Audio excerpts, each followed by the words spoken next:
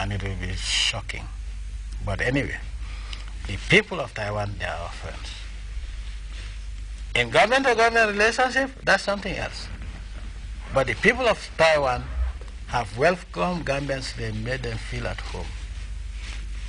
And up to today, the ordinary people of Taiwan are good friends of the Gambia. And I would not do anything or say anything unless somebody says something about me, then I would say what I have to say. But for now, it is good that we pull out. That's all I can tell you. Well, what I really want to tell Gambians and Africans,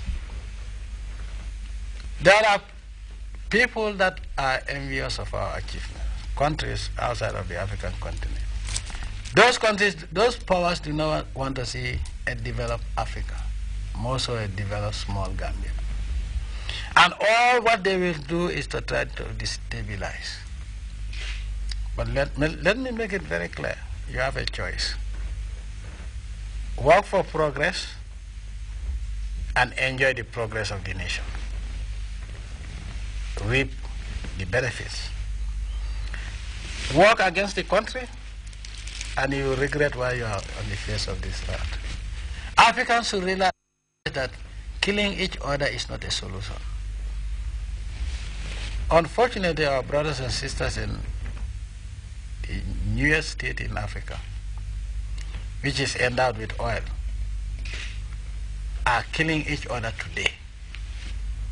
There would be no one country that would be inhabited by one tribe. There is no such country. But if you say that you don't want a particular tribe, and you believe that you are going to heaven, you are not going to decide which tribe goes to heaven. Now, are you going to tell God that, oh, I don't want to go to heaven and be a neighbor to a Mandinka or a Jola or a Serere? Take me back to hell, because if you go to hell also you'll find them there. I think this world is big enough for us to accommodate each other.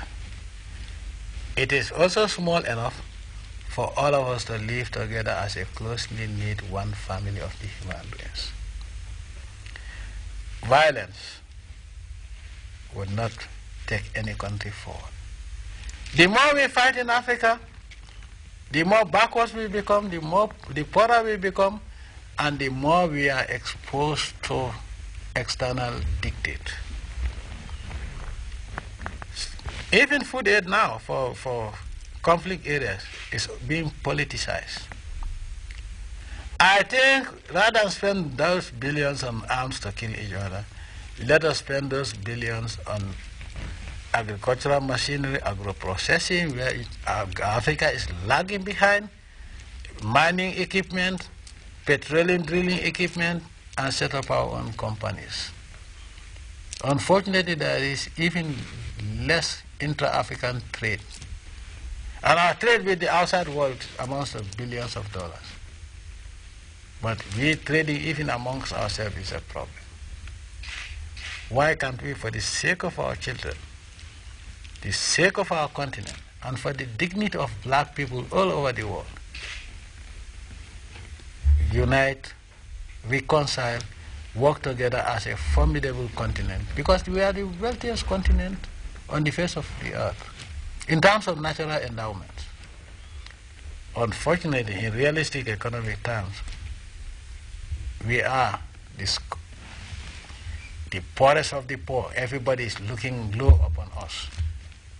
Whereas our own natural resources are being used to fatten those people that hate us. The same natural resources, our own natural resources, are being used to kill our own people. Africa was a glorified continent, a dignified continent. And we can still regain our glory only if we work together as brothers and sisters. I wish you a very happy, prosperous, peaceful New Year and beyond. As the chair of the African Union Peace and Security Council, the efforts currently underway in Banjul and elsewhere to bring about peace in yes. But what I'm saying is, even as talks were being held in Banjul here, violence was on the increase. Fighting. So, how optimistic are you that any attempts at a peaceful solution, a political solution to this problem would ultimately succeed?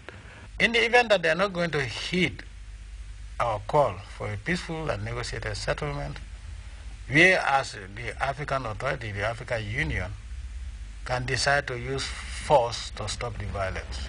And we are capable of that because no army in South Sudan can stand up to an AU force. But, is that all? No.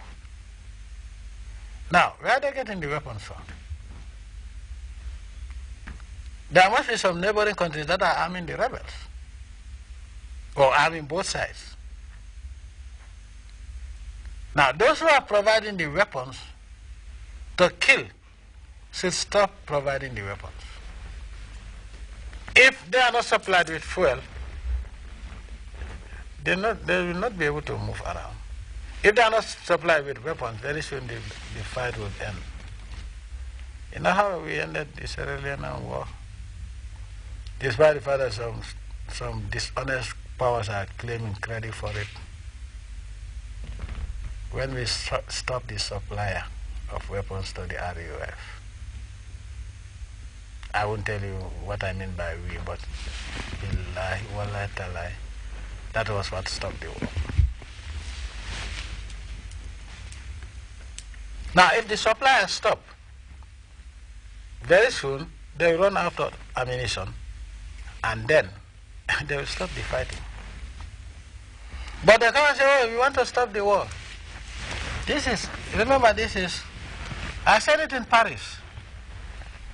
Only natural resources endowed countries in Africa most of the time fall into conflict. And this is what has happened. Barely less than 2 months after I made that declaration, South Sudan is burning because they have oil.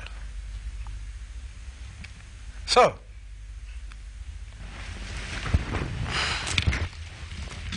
unless Africans realize that each time we fight, we are taking ourselves 100 years backwards, we're not going to make it. The Peace and Security Council role, in the paramount role in the first place, is to resolve conflicts peacefully. But if it comes to the crunch also, we will recommend for a military intervention. And this is exactly what we are going to do. Thank you very much. Thank you.